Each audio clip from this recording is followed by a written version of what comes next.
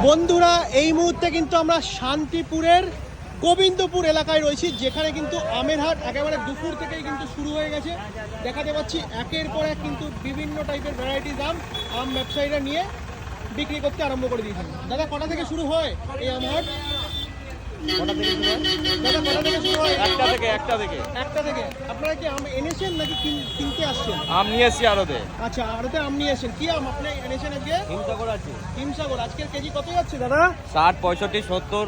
60, 65, 70। কোনগুলো 60 আছে? এইগুলোর দাম কত আছে দাদা? 60 আছে। এইগুলো 60 আছে। আর এইগুলো? ওটাও 60 আছে। এটাও 60 আছে। আচ্ছা, আর এইগুলো 65 ক্যাটাগরি কোনটা আছে? ওগুলোই হবে। ওইগুলো 65 ক্যাটাগরি দাম।